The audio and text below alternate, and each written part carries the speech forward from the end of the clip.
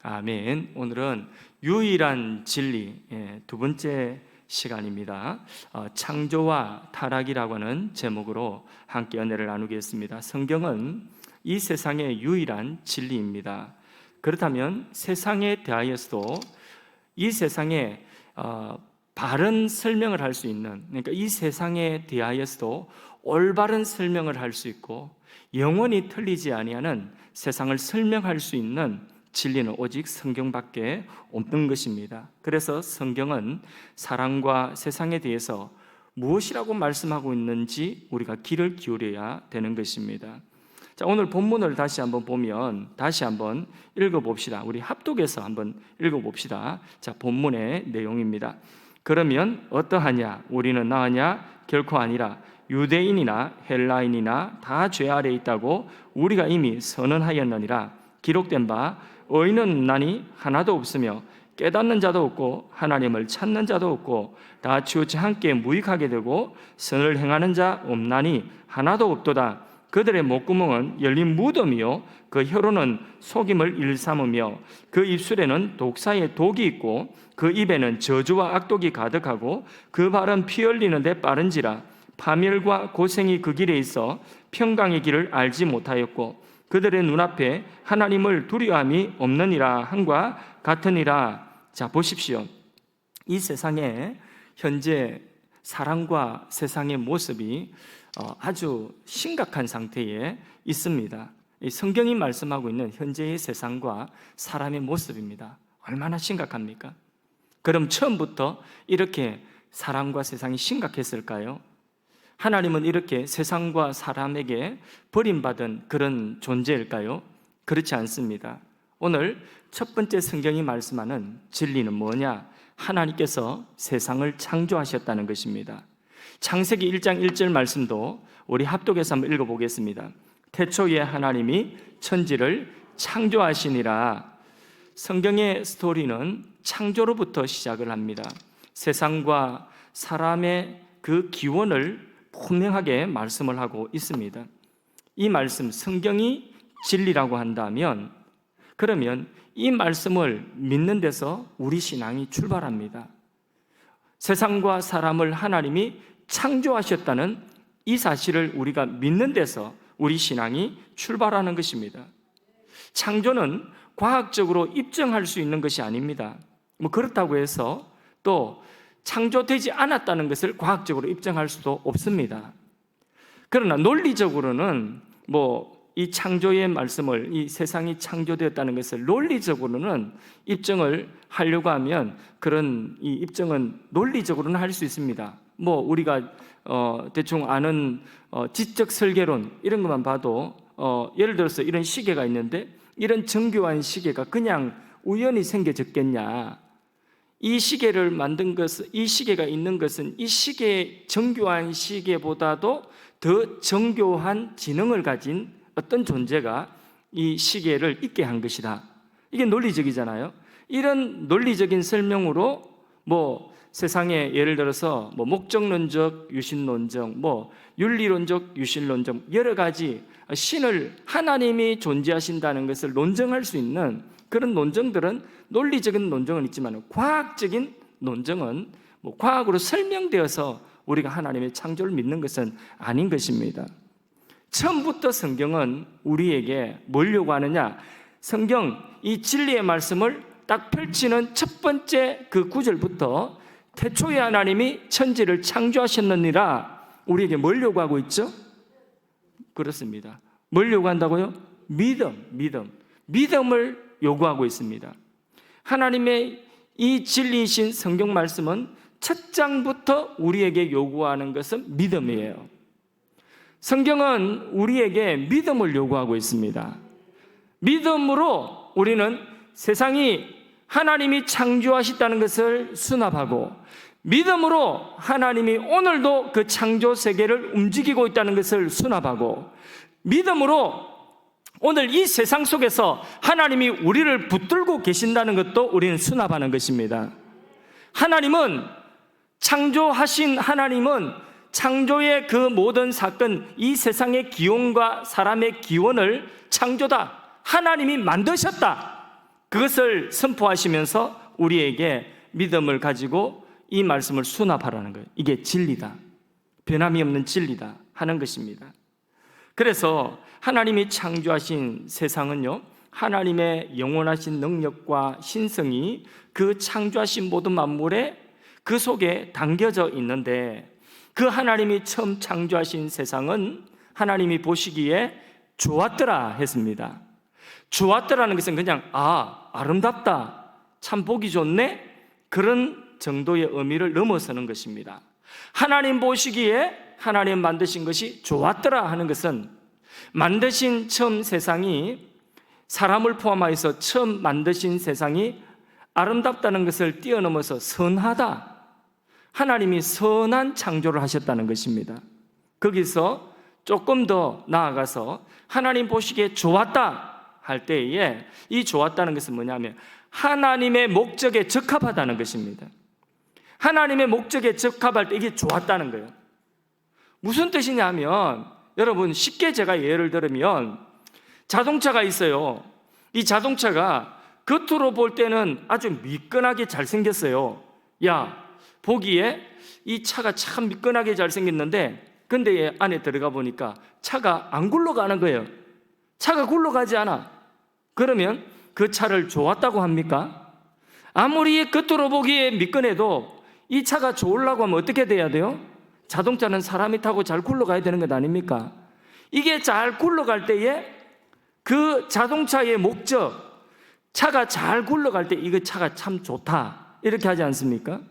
하나님이 세상을 만드신 이 모든 피조세계가 하나님 보시기에 좋았다, 사람을 볼 때에도 심히 좋았다 할 때에, 그것은 뭐냐? 하나님의 목적대로, 하나님의 목적을 이루기에 적합하다, 그런 뜻인 것입니다. 하나님은 세상의 모든 피조 만물과 사람을 이와 같이 하나님의 목적에 꼭 합하게, 적합하게 창조하신 것입니다. 두 번째 진리는 뭐냐면, 하나님은 세상을 아름답게 창조하셨다는 것이고, 특별히 인간, 우리 사람에 대한 진리인데, 인간을 하나님의 형상으로 지으셨다는 것입니다. 모든 피조물 가운데서 사람은 하나님의 형상으로 지으셨다는 것입니다. 하나님의 형상으로 지으셨다는 것은 무슨 말이냐면, 하나님의 인격과 같은 그런 인격을 가지고 하나님의 통치와 같은 건 통치를 하나님 대신하여서 이 세상 만드신 모든 만물에 하나님의 통치를 하는 것입니다. 무엇으로? 하나님의 대리자로서. 그게 바로 뭐냐? 하나님의 형상으로 우리를 지으신 것입니다. 하나님과 교제하면서 하나님의 뜻을 인격적인 존재인 사람이 하나님과 교제 속에서 하나님의 뜻, 하나님의 말씀을 받아서 그 말씀대로 세상을 다스리는 거예요. 그렇게 하나님의 통치가 사람을 통하여 하나님 만드신 세상에 실현되어지는, 이것이 바로 뭐냐? 하나님이 사람을 하나님의 형상으로 지으신 것이에요. 자, 그렇다고 한다면 이 세상과 사람이 아름다우려고 하면, 정말 하나님 보시기에 좋으려고 하면, 그러면 말씀드린 말씀대로 사람이 하나님의 말씀을 순종하여서, 하나님의 말씀을 순종하여 세상을 하나님의 말씀대로 다스릴 때에, 오늘 우리로 말하면 우리 현실을 하나님 말씀대로 다스릴 때에, 그때에 우리 사람도 보시기에, 하나님 보시기에 아름다운 것이고, 세상도, 우리의 현실과 우리의 환경도 하나님 보시기에 아름다운 것이 되는 것입니다. 그럼 예를 한번 들어보겠습니다. 요즘 이슈가 되는 동성애 이슈가 있지 않습니까? 자, 이 동성애 이슈가, 하나님이 처음 만드신 사람은 남자와 여자로 만드셨죠. 그래서 가정을 이루게 하시고 하나님께서 뭐 하라고 했습니까? 남자와 여자가 가정을 이루어서 생육하고 번성하라. 그게 하나님의 목적이에요. 하나님이 말씀하신 말씀이 생육하고 번성하여서 땅에 충만하고, 생육하고 번성한 그 사람들이 땅을 정복하고 다스리라는 거예요. 무엇에 따라서? 하나님 말씀 따라서. 그럴 때에 사람의 그 지으신 목적대로 하나님이 보실 때에 사람이 아름다운 것이죠. 선한 것이죠. 복된 것이죠. 옳은 것이죠. 그렇지 않습니까? 자, 세상도 그렇게 덩달아서 복된 아름다운 그리고 선한 그런 세상이 되는 거예요. 그런데 동성애만 보아도 지금 동성 결혼을 합법화하기 위한 시도가 평등법이라고 하는 차별금지법이라고 하는 이름으로 올렸다가 이게 안 되니까 또 이름 바꿔가지고 평등법으로 또 올렸다가 이게 또 지금 또 힘들어지니까 또 이제는 어떤 법으로 올리냐면 이제는 가정법이다 해가지고 가정의 무슨 법이다 해가지고 또 그렇게 해가지고 이 동성혼을 합법화하려고 하는 이런 시도가 끊임없이 이루어지는데, 예를 들어서 보십시오. 이렇게 동성혼이 합법화되어져서 남자와 남자가 가정을 이루고 여자와 여자가 가정을 이루면 하나님이 사람에게 창조의 원리가 뭐예요? 하나님 창조의 명령이 뭡니까? 생육하고 번성하라 했는데 됩니까? 안 됩니까? 1000년을 살면 됩니까? 그러면 1000년까지 부족해 10,000년을 살면 됩니까? 하나님이 말씀하신 이 창조의 질서에 정면으로 어긋나는 것이에요. 이런 것을 보시기에 이것은 좋지 않다. 이 말은 뭐냐? 하나님 보시기에 좋지 않다는 건 그거는 악이고 그거는 죄고 그거는 세상을 더럽히는 것이라는 것입니다. 하나님의 복을 상실하는 것이라는 것입니다.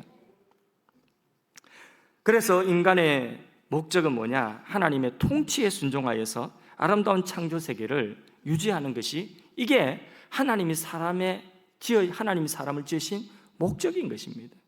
자, 세 번째 진리입니다. 인간을 비롯한 모든 피조물은 하나님께 의존해야 됩니다. 왜? 피조물이기 때문에. 하나님은 창조주이시기 때문에 그 창조주에게 의존해야 돼요. 이런 거 하나도 그냥 있는 것이 아니라 이런 거 하나 지은 어떤 이 사람의 목적대로 이게 다 있어야 되는 것 아니겠습니까?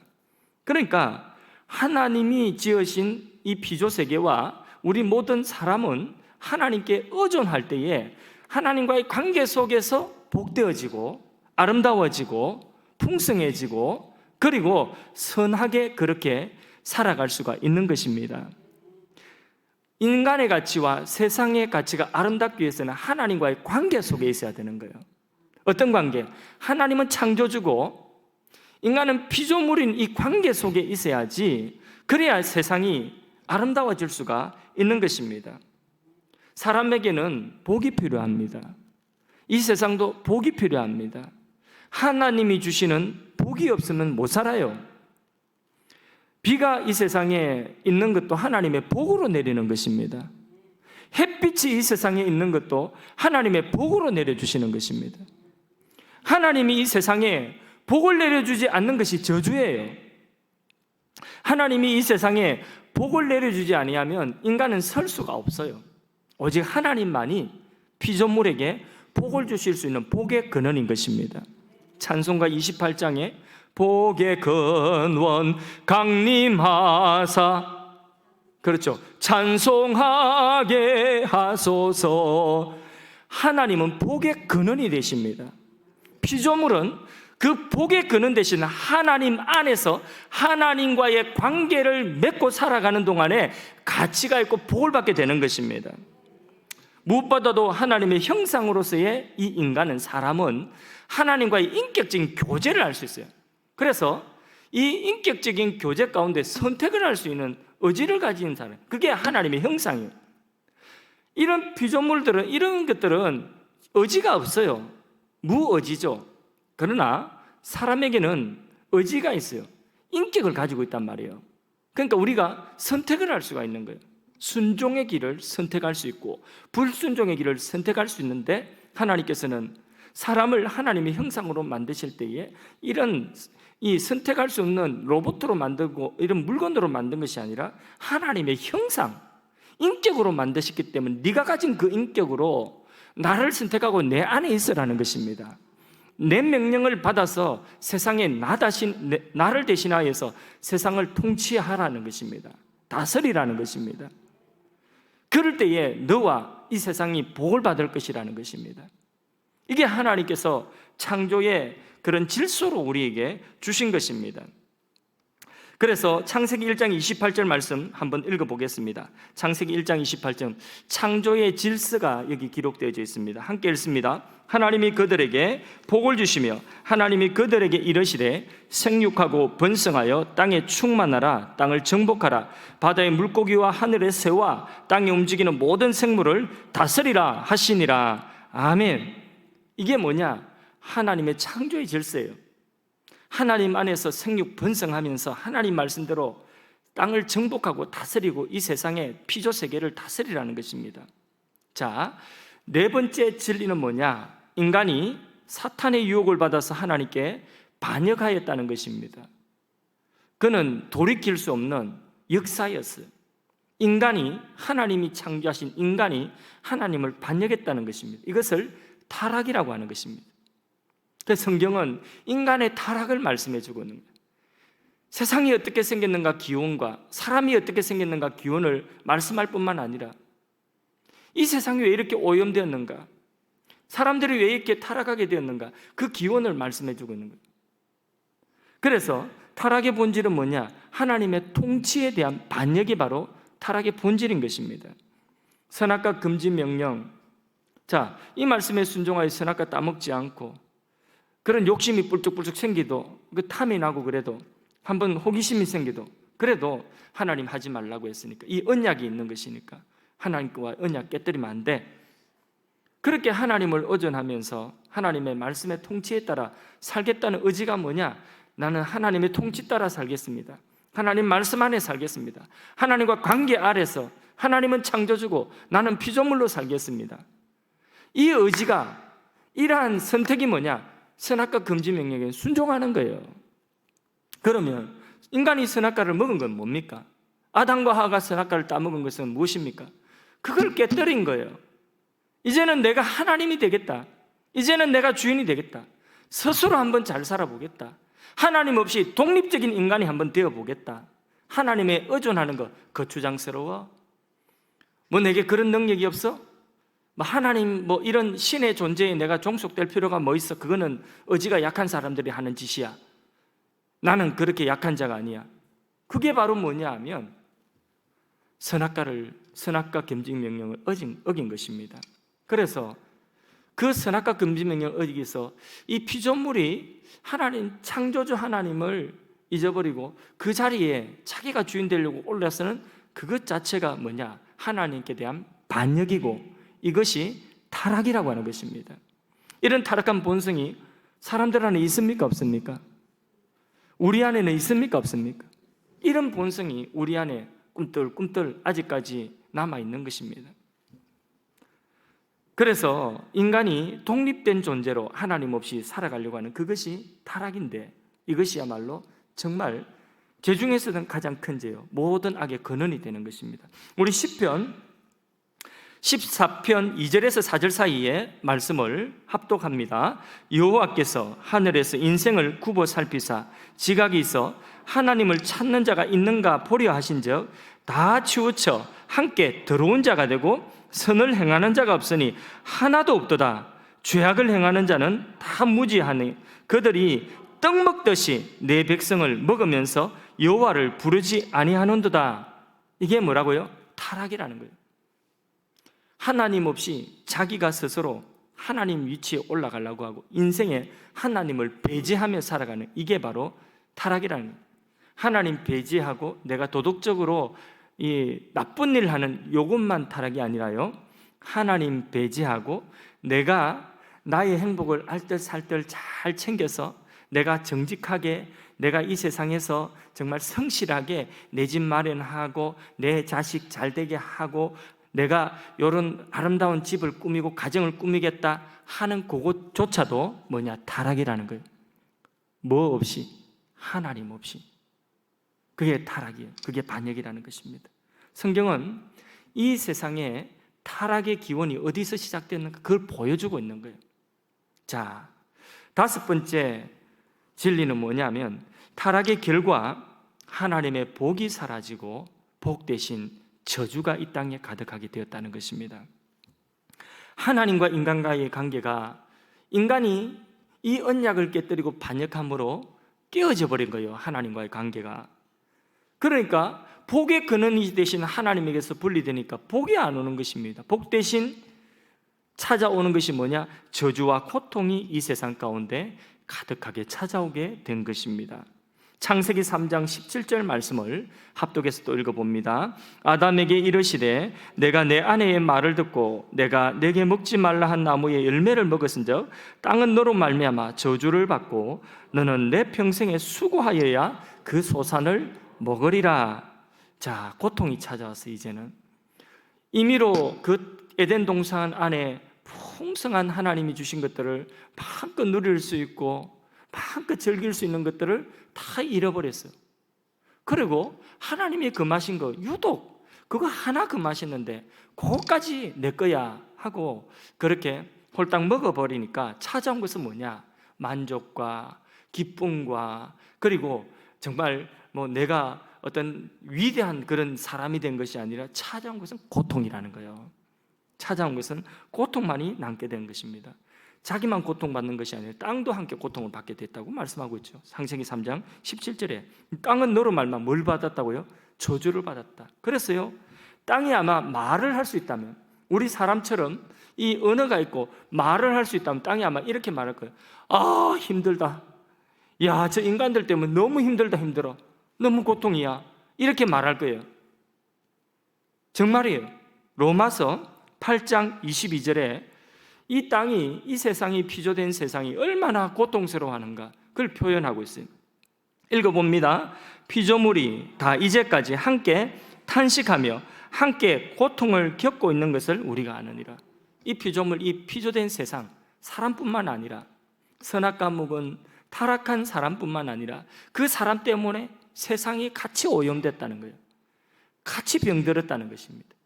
같이 땅에 저주가 가득하게 되었다는 것입니다. 타락은 이렇게 하나님이 창조하신 모든 창조 세계의 영역들을 다 비틀어 놓고 왜곡시켜 버려놨어요. 오염시켜 버렸어요. 왜곡되었다 하는 것은 뭐냐 하면 삐뚤어졌다, 뭔가 삐뚤어 놨다는 것입니다. 이게 얼마나 무서운 결과가 나는지, 이게 그 원형은 그대로 있는데 그 원형을 살짝 이렇게 삐뚤어 놨다는 거예요. 그게 왜곡이에요. 왜곡이라는 뜻이 바로 그런 뜻이에요. 이게 살짝 삐뚤어 놓은 게 그게 뭔 차이가 있겠냐? 아니에요. 그게 얼마나 무서운 결과가 완전 달라지게 되는 것입니다. 자, 하나님께서 사람에게 선악과를 다 이렇게 보시고 저거는 먹으면 안 돼. 먹으면 어떻게 된다 했죠? 성경 그대로 표현으로. 자, 하나님이 아담에 뭐라고 했죠? 먹으면 정령 죽으리. 이거는 먹으면 반드시 죽는다는 거예요. 죽음을 피할 길이 없다는 거예요. 저주를 피할 길이 없다는 거예요. 반드시 죽는다. 근데 이 뱀이, 이 마귀가 하와에게 꼬실 때에 이렇게 속닥속닥 꼬셔가지고 나중에 뭐가 살짝 말을 삐뚤어놨는데 하나님 만드신 게 다 먹지 말라고 하느냐, 뭐 이렇게 몇 마디 해가지고 말을 살짝 삐뚤어놨는데 그 왜곡된 게 뭐냐? 왜곡된 결과는 완전히 정반대의 결과가 나왔어요. 마지막에는 뭐라고 하죠? 죽지 아니하리라는 거예요. 결코 죽지 아니하리라. 완전 반대죠. 네가 하나님처럼 되리라. 완전 반대죠. 이런 거예요, 여러분. 왜곡이라고 하는 거, 이게 나쁜 짓이에요. 말을 조금 비틀어 놓는 거, 이 굉장히 나쁜 짓이에요. 왜곡된다는 거. 성경 말씀에 보면 예수님께서 비유를 드시는데 5달란트, 2달란트, 1달란트 받은 사람 비유 이야기하지 않습니까? 예수님 그 말씀하시는데 1달란트 받은 사람은 그대로 묻어놨어요. 아무 일도 안 했어요. 근데 요 사람의 그 심사가 마귀가 그 생각, 그 마음을 삐뚤어 놓은 거예요. 살짝 삐뚤어 놨는데 그 삐뚤어 놓은 것이 뭐냐면 하나님께서, 자, 하나님은 주인이 이 5달란트 준 사람, 2달란트 준 사람보다 요 1달란트 준 사람은 적게 받았지 않습니까? 그러니까 요 적게 받은 사람의 마음이, 여기에 심사가 이 왜곡된 거예요. 삐뚤어진 거예요. 살짝 삐뚤어지는데 어떻게 하느냐? 자, 주인은 심지 않은 데서 거두고, 이 말은 뭐냐면 자기 주인에 대하여서 심지 않은 데서 거둔다는 말은 주지도 않았으면서 요구하는 주인이라는 거예요. 이 악덕 기업가죠. 자기 주인을 그래 생각하는 거예요. 언제 주인이 자기 보고 너 1달란트 가지고 10달란트를 남기라고 했습니까? 받은 그대로 네가 받은 그것 가지고 충성해서 배나 남기면 된다. 5달란트 받은 사람은 5달란트 축생에 남기면 되는 거고, 2달란트 받은 사람은 2달란트 남기면 되는 거 아닙니까? 1달란트 받은 사람은요, 언제 1달란트 받은 사람에게 10달란트 내라고 했습니까? 그러면 정말 그 주인은 심지도 않은 데서 요구하는 악덕 기업가 되는 거죠. 근데 1달란트를 받았는데 그거 그대로 이 심사가 싹 삐뚤어지니까 주인을 갖다가 완전히 어떤 사람을 만들어 버렸냐면, 주인을 아주 주지도 않고 요구하는 그런 나쁜 사람으로 만들어 버린 거죠. 이게 조금 삐트는 거예요. 이게 왜곡이라는 거예요. 왜곡. 사람 말도, 인간관계도요, 요렇게 여기서 요 말 들어가지고 요 말 들어서 요 말을 옆 사람한테 옮길 때에 요렇게 살짝 삐뚤어서 옮기는 거예요. 그게 뭐냐? 이간질이에요. 누가 하는 짓이죠? 그 마귀가 하는 짓이에요. 그 신천지 같은 이단들이 하는 짓이에요. 그 말을 그대로 전하지 않고 왜곡이가 살짝 삐뚤어서, 성경 말씀도 살짝 삐뚤어가지고, 그게 얼마나 나쁜 짓인지 모릅니다. 이게 마귀가 하는 짓이죠. 그래서 인간이 타락한 거 아니겠습니까? 그 마귀의 꼬임에 넘어가가지고. 그래서 하와를 미혹한 마귀는 오늘도 똑같이 진이 그 본질을 갖다가 삐뚤어서 왜곡시키는 일을 하고 있습니다. 마귀에게 속한 타락한 인간은 세상의 모든 것들을 이렇게 삐뚤어서 왜곡시키고 세상을 함께 오염시키고 있다는 것입니다. 그래서 노동, 결혼, 문화, 예술, 모든 삶의 영역에서 모든 것들을 다 왜곡시키고 오염시켜버린 것입니다. 하나님 보시기에 좋은 세상을 하나님 보시기에 역겨운 세상으로, 하나님 보시기에 냄새나서 오염돼서 냄새를 맡지 못하는 그런 세상으로 인간은 변질을 시켜버린 것입니다. 결국 인간은 하나님의 복이 사라진 그 상태에서 자기들 자원이 부족하니까 이 땅에 있는 자원이 부족한 그 자원을 갖다가 이제는 욕심을 부려서 더 채우려고 하는, 남에게 있는 것을 빼앗아서 내 것으로 채우고 내 미래를 보장하고자 하는 그런 욕심이 그 인간 안에 가득한 것이에요. 그래서 어떤 역사학자는 인류의 역사는 투쟁의 역사다, 전쟁의 역사다, 그렇게 이야기를 합니다. 아담 이후 인간은 왜 이런 세상이 되었는지 이유를 모르는 거예요. 왜 세상에 이렇게 남의 것 빼앗고 욕심 부리고 자기 것 채우고 이렇게 하려고 하느냐, 그 이유를 모르는 거예요. 세상은. 다만 역사학자들이 세상은 전쟁의 역사다, 남의 것 빼앗는 전쟁의 역사다, 이렇게 그거는 이야기하지만은 왜 그런 세상이 됐는지 그 이유를 도무지 모르는 것입니다. 그래서 사람들은요, 자기 욕심을 지지해 줄 수 있는 뭔가를 찾게 되었습니다. 그게 뭐겠습니까? 한번 맞춰보십시오. 자기 욕심을 지지해 줄 수 있는 뭔가를 이제 인간은 이제 찾게 된 거죠. 자기에게 부족하니까 자기 욕심을 채우고 자기 욕심을 정당화시킬 수 있고 할 수 있는 것을 뭔가를 찾게 됐단 말이에요. 그게 뭘까요? 괜찮습니다. 자신 있게. 아까 우리 형제 자매들이 시작하는데 제가 오늘 찬양을 좀 이렇게 형제 자매들한테, 우리 청년들한테 오늘 하라고 그렇게 했거든요. 근데 뭐 작게 이게 나올까봐 이렇게 숙였어요. 괜찮아요. 자신 있게 딱 당당하게 써가지고 하면 되고, 그 한번 이야기해 보세요. 자신 있게.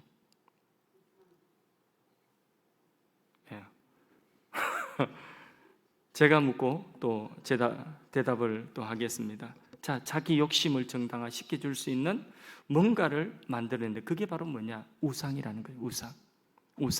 우상을 만들기 시작하는 것입니다. 자, 다른 신을 찾게 된 거예요. 6번째 진리, 하나님의 복을 잃어버린 인간은 우상 숭배하면서 사망에 이르게 된 것입니다. 우상 숭배라는 것은 창조주 하나님께 의존해야 되는데 창조주 하나님을 의존하지 않고 다른 방법으로 자신의 필요를 얻으려고 하는 모든 시도가 다 뭐냐? 그게 우상 숭배예요. 탐욕은 곧, 성경 말씀에 탐욕은 곧 우상 숭배다, 이래 말씀을 합니다. 이 탐욕적 우상 숭배는 하나님께서 창조하신 세상을 더욱더 왜곡시켜 버리는 것입니다. 종교만 타락시키는 것이 아니라 환경도 파괴하고 국가 간 계층 간 엄청난 양극화가 오늘날 사회의 제일 큰 문제가 뭡니까? 양극화예요. 어느 나라든지. 자, 중국 경제 발전했는데 제일 큰 문제가 뭘까요? 저 조금 있으면 양극화예요. 저거. 또 우리나라도 이 코로나 이후 제일 걱정되는 것이 뭐냐? 자, 전문가들에게 물어보니까 제일 걱정되는 것이 뭐냐 하면 경제다. 근데 경제 뭐가 문제냐? 양극화다. 양극화. 양극화가 더 심해진다는 거. 그게 맞아요. 이게 왜 그래요? 인간의 탐욕, 주체할 수 없는 탐욕 때문에 그런 거예요. 그 탐욕이 곧 뭐라고요? 우상숭배예요. 그것을 지지하도록 이론도 만들어내고 철학도 만들어내고 그것을 지지하도록 만들어낸 게 뭐냐? 그게 뭐 자본주의 아니겠습니까? 만모니즘이죠. 그러니까 자본주의 뭐 다 좋다고 민주주의 다 좋은 게 아니라 그 인간의 탐욕을 합리화시켜주는 인간이 만든 하나의 국내 주책에 불과한 거예요. 엄밀하게 말하면 이런 모든 것들이 하나님 없이 인간이 스스로를 채우고자 하는 이런 모든 시도들이 다 우상숭배에 불과하다는 것입니다. 꼭 뭘 불상 같은 걸 만들어놔야 우상숭배가 아니라. 그래서 각종 윤리적인 타락을 야기시키고 육체적 정신적 질병을 갖다가 불러일으키고 환경이 파괴되고 이런 모든 것들이 인간의 탐욕에서 나오는 것 아니겠습니까? 따라서 이 세상에는 하나님의 진노가 더욱더 쌓이게 되어 있는 것입니다. 창세기 6장 7절 말씀 한번 읽어보겠습니다. 읽습니다. 이르시되 내가 창조한 사람을 내가 지면에서 썰어버리되 사람으로부터 가축과 기는 것과 공중의 새까지 그리하리니 이는 내가 그것들을 지었음을 한탄함이니라 하시니라. 이 노아 홍수 전에 하나님의 진노가 이것만큼 쌓였다는 거죠. 오늘도 그 진노가 점점 쌓여져 가고 있는 것입니다. 표를 하나 보십시오. 표 보면 지금까지 했던 설명입니다. 자, 인간이 타락했죠. 인간 타락이 뭐예요? 타락은 하나님의 통치를 거부하고 스스로 하나님 위치에 올라가서 스스로 독립된 존재가 되려고 하는 거예요. 그게 타락이에요. 그 결과 세상을 오염시켰어요. 인간이 가는 곳마다 세상이 다 오염되는 거예요. 스포츠, 기술, 성, 결혼, 사회, 예술, 관계, 노동, 정치, 자연, 환경 전부 다 인간이 가는 곳마다 다 이렇게 오염이 되는 것입니다. 코로나 감염된 사람이 그 감염된 상태에서 다니면 다 뭐가 되죠? 만지는 게 전부 다 오염되잖아요. 그죠? 그와 같은 결과라는 거예요. 인간 죄에 이 물든 인간이 가서 만지는 것마다 만지는 모든 영역마다 다 오염되는 거예요. 세상이 이렇게 오염돼 버린 거예요. 그렇게 인간의 타락은 하나님의 복을 잃어버리고 그리고 저주로 가득한 세상으로 만들어 하나님의 진노를 쌓아가는 세상으로 만들어 가고 있으니 그 결국은 뭐냐? 타락의 결국은 사망이라. 사망은 이 세상 살아가면서 하나님과 단절이 된 거기서부터 사망이에요. 거기서부터 복 대신 저주가 오고 고통이 오고 그리고 이 세상에서의 삶이 그렇게 고통 속에 살 뿐만 아니라 죽고 난 이후에도 하나님의 심판받아 영원한 죄값으로 지옥 형벌 받는 것입니다. 이게 타락의 결국 사망이라고 하는 것입니다. 마지막 7번째로 타락한 세상에 대한 유일한 해결책은 무엇이겠습니까? 복음입니다. 복음. 성경은 이 모든 문제들이 하나님께 대한 반역으로부터 나왔으며 인간이 스스로 해결할 수 없다고 분명히 말씀하고 있습니다. 이런 타락한 상태를 인간 스스로서는 이 타락의 늪에서 스스로가 스스로를 구원할 수 없다고 성경은 분명히 말씀하고 있습니다.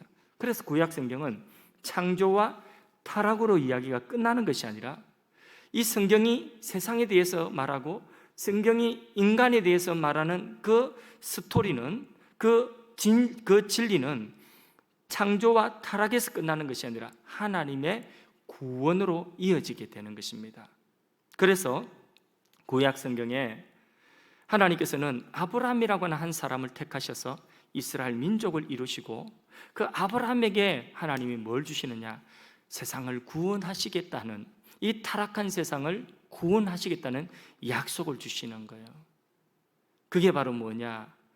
구약 성경이고 그 구약의 예언대로 예수님이 오셔서 예수님이 이 세상을 구속하시고 타락한 사람과 타락한 세상을 회복하는 하나님의 구속의 역사를 시작하신 것입니다. 여러분, 창세기 17장 7절 말씀을 한번 읽어보겠습니다. 내가 내 언약을 나와 너 및 내 대대 후손 사이에 세워서 영원한 언약을 삼고 너와 내 후손의 하나님이 되리라. 아브라함에게 하나님께서 약속하신 약속입니다. 그 언약은 뭐냐?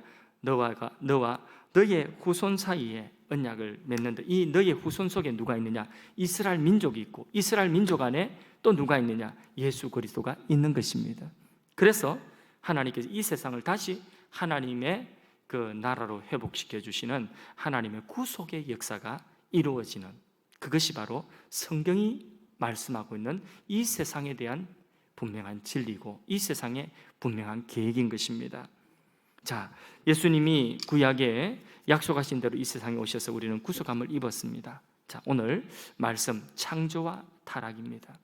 창조와 타락의 이 너무 잘 아는 스토리지만은 다시 한번 쭉 정리를 했습니다. 그럼 중요한 건 뭐냐?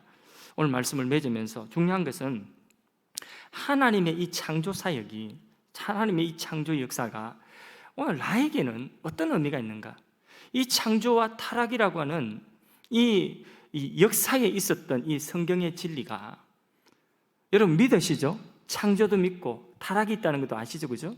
자, 그렇다고 한다면 이것이 나에게 오늘 어떤 의미가 있는가? 나에게 있어서 이 실존적인 의미가 있어야 될 것 아니겠습니까? 나의 의미가 있어야 될 것 아니겠습니까?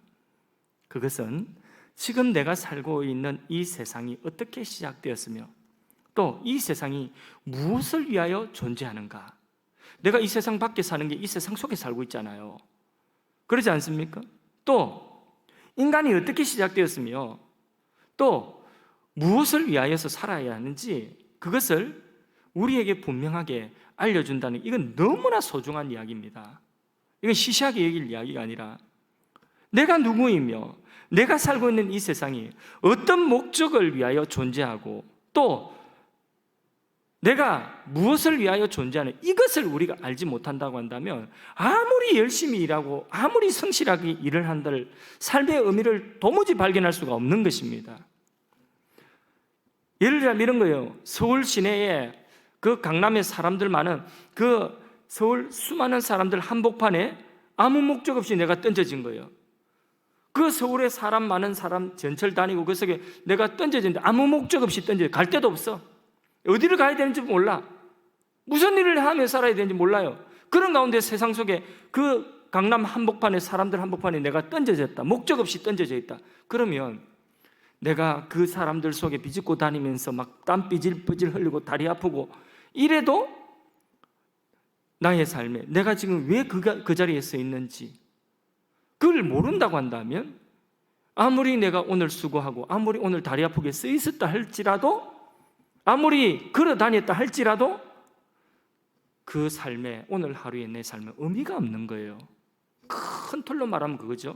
이 세상이 어떻게 생겼고 또 이 세상에 오늘 형편이 왜 이런 형편이 되었고 그리고 오늘 나는 어디서 기원됐는지 또 어디로 가는지 그걸 알지 못한다고 한다면 마치 서울 한복판 수많은 사람 가운데서 목적 없이 그냥 던져진 사람과 같은 것이에요. 내 삶에 의미가 없다는, 그렇게 열심히 살았는데 나중에 보면 인간의 한계를 부딪히든지 아니면 열심히 살았는데 이제 나이가 많고 병이 들고 이러면 아이고 인생 헛살았다, 인생 사는 것이 참 허무하다, 이런 말이 나오는 것입니다. 왜? 인생에 의미가 없어서 그래요. 인생에 의미가 없어서. 그러므로 우리의 가치는 어디에서 나오느냐? 하나님 선한 창조에서 나온다. 그렇지 않으면 우리가 오늘 이 창조와 타락이라고 하는 이것을 우리 실전적으로 이걸 분명하게 우리가 알지 못하면 그러면 결국은 내 삶의 의미를 찾고자 그걸 결국 못 찾으면 그 공허함을 채우기 위해서 뭘 하느냐? 술 먹고 쾌락을 탐닉하고 이런저런 것들을 추구하면서 그러면서 탈선에 탈선을 다할 수밖에 없는 것이에요. 오늘 여기 강대상의 목적은 뭡니까? 이 강대상의 목적은 무엇이겠습니까? 제가 여기 걸터 앉아가지고 이 강대상 목적이 여기 걸터 앉아 제가 책 보는 것이겠습니까? 그러면 내 궁디 아파가지고 앉아서 책 보면 이 삐뚝삐뚝한데 이게 어떻게 궁디 아파가지고 오래 앉아가 책 보겠습니까? 그러면 이건 내가 들어서 운동하기 위한 것입니까? 그럼 허리 디스크 걸려요. 이 강대상의 목적대로 사용하지 않으면 이건 아무 소용이 없는, 의미가 없는 거예요. 이거 있어봤자 의미가 없는 거예요. 마찬가지입니다. 나도 하나님이 정하신 목적대로 살고 있지 않으면 얼마나 삶이 피곤하고 얼마나 고통스러운지 모릅니다. 하나님의 창조 목적대로 살아야 되는 줄로 믿습니다. 하나님과 교제하고 하나님의 그 교제 속에서 하나님 말씀을 듣고 말씀대로 나의 현실을 정복하고 다스리는 이 하나님의 선한 통치가 나를 통하여 나의 만지는 모든 삶의 영역에 이루어져야 되는 것입니다. 그럴 때 하나님이 나를 보시기도 보시기에 좋았더라, 선하더라, 복되다, 아름답다 하실 수 있는 것이고, 내가 만지는 가정과 내가 만지는 일터와 내가 만지는 모든 일들과 내가 가진 그 모든 재능과 그 영역 속에 하나님이 보시기에 좋더라, 아름답다, 복되다, 선하다 하실 수가 있는 것입니다. 지금은 인간 타락의 아주 고통 속에서 우리가 이 세상, 그 타락의 고통 속에 이 세상 속에 우리가 살고 있습니다. 코로나19 바이러스도 지구 환경 파괴로 인한 자연재해도 다 어디서 나오는 것입니까? 오늘 말씀, 자, 어디서 나오는 거예요? 이게 코로나19 바이러스로 인한 세상의 고통, 자연재해로 인한 세상의 고통, 기후가 올라가서 자연재해가 지금 계속 이상기온도 자연재해, 이 고통 어디서 다 나오는 겁니까? 말씀해 보세요. 어디서 나오죠? 타락, 여기서 나오는 거예요. 인간의 타락, 딴 데 나오는 게 아니에요. 그럼에도 불구하고 이 탐욕, 인간의 이 타락한 이 탐욕, 이 본성을 막을 수가 없는 게 이게 큰 문제라고 하는 것입니다. 이게 너무 하나님 손대지 말라고 한 영역을 너무 많이 손을 대버린 거예요. 그 탐욕이. 그러니까 끝이 없는 거예요. 백신만 해도 그렇지 않습니까? 지금 우리나라에 백신이 없어, 백신 없는 나라가 우리나라뿐이겠습니까? 점점 이게 가난한 나라, 힘든 나라는 더 힘들어지고 있고, 개인도 힘든 사람 더 힘들어지고 있어요. 이 코로나 이 상황 때문에 힘든 사람이 더 힘들어지는 거예요. 그런데 백신만 해도 이게 백신을 개발한 나라가 이 백신을, 제 생각이에요, 뭐 이거는 진리가 아니니까 여러분들이 판단하시면 돼요. 자, 이 백신을 개발한 나라가 이 백신을 자기의 소유물로 이것 가지고 우리나라 돈 벌어야 되겠다 이렇게 하고 있으면, 그러면 이건 탐욕이라고 봐요. 저는 이걸 공공재로 받아들일 수가 있어야 돼요. 그러니까 그 백신을 가지고 있는 나라, 개발한 나라가 그 기술 가지고, 이건 우리 기술이니까 절대 빼앗기면 안 돼, 이거 가지고 한몫해야지 이렇게 하고 있는 동안에 자기 나라는 백신 맞았다 할지라도 가난한 나라에서 백신 못 맞고요, 인도같이 막 이런 나라에, 뭐 남미에 이런 나라들이 퍼져가지고 델타가 나오고 뭐 람다가 나오고 나중에 뭐 온갖 그런 변이가 나는, 이 막을 수 없으면 또 어떻게 되겠습니까? 그러면 자기 이익을 찾으려고 하다 이 나중에 보면 이걸 막을 수 없는 지경이 되어버리면 이 파멸로 가는 거예요. 멸망으로 가는 거예요. 우리나라 같이 이런 이 생산 기술을 갖출 수 있는 이런 나라가 그 생산할 수 있는 그 기술을 갖다가 딱 도입을 해주면, 그러면 아시아면 아시아, 아프리카면 아프리카, 전 세계에 백신을 공급할 수 있도록 이렇게만 해준다면 얼마나 이게 세상에 이 전 세계의 팬데믹이 집단 면역을 형성, 세계적인 집단 면역을 면역을 형성할 수 있는 얼마나 빨리 앞당길 수 있지 않겠습니까? 그런데 이게 가능합니까? 이게 안 되는 거예요. 생각은 너무 간단해. 니캉 내캉 욕심 부리지 말고 내가 더 가진 건 니한테 준다 하면 되는데, 그래서 니캉 내캉 같이 살자 이러면 되는데 내가 조금만 포기하면 되는데, 근데 이게 안 돼요. 이게 왜 그렇죠? 뭐 때문이죠? 그렇죠, 타락이에요. 딴 거 없어. 그런데 보십시오, 이 문제를 알아야 답을 풀 거 아닙니까? 근데요, 사람들이 이 진리가 가려져 있으니까 문제 자체를 몰라요. 그러니까 답을 풀지를 못하는 것입니다. 세상에 있는 모든 것이 그렇습니다. 이 세상과 인생의 문제가 뭡니까? 고통의 원인이 뭡니까? 불행의 원인이 뭡니까? 창조주 하나님에게서 떠났다는 것입니다. 주인에게서 떠나서 주인 행세하는 것입니다. 그 타락이에요, 타락. 다른 데 원인이 있지 않습니다. 그럼 답은 뭡니까? 답은 예수 그리스도 복음입니다. 다시 그리스도를 통하여서 하나님의 창조의 그 질서로 돌아가는 것입니다. 하나님을 창조자는 하나님으로 높이고 그분의 말씀대로 서면 온 세상이 그렇게 되면 온 세상이 다 회복되는 거예요. 그러나 우리가 서 있는 자리에서만이라도 회복의 역사는 일어나야 되는 줄로 믿습니다. 우리 찬송 함장하겠습니다. 참 아름다워라. 찬송가 478장입니다. 참 아름다워라.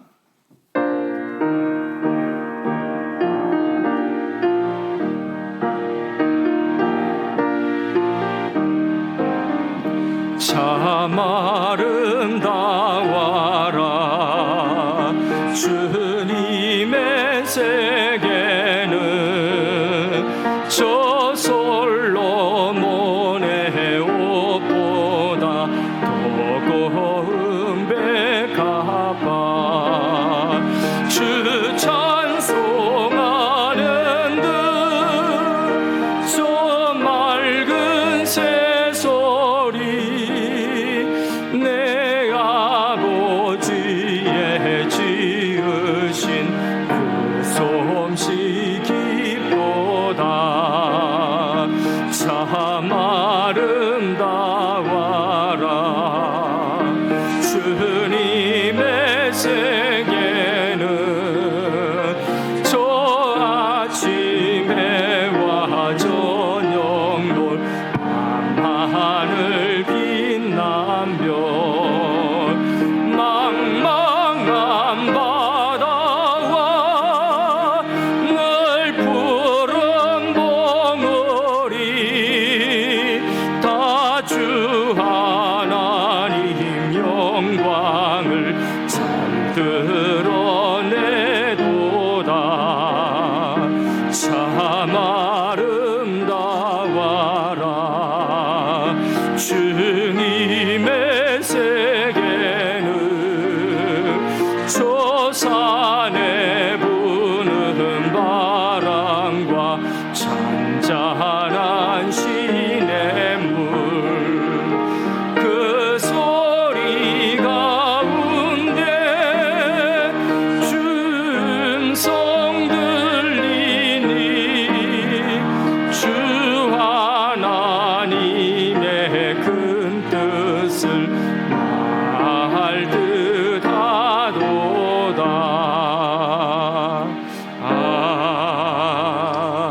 아멘. 우리의 삶이 하나님 보시기에 아름다운 삶으로 우리의 영과 우리의 혼과 우리의 정신과 그리고 우리의 육체가 하나님 보시기에 건강하고 아름다운 삶으로 회복되어지기를 기도합시다. 내가 만지는 모든 삶이 오염되는 것이 아니라 회복되어진 나를 통하여서 오염되어진 나의 삶의 영역들이 회복될 수 있도록 기도합시다.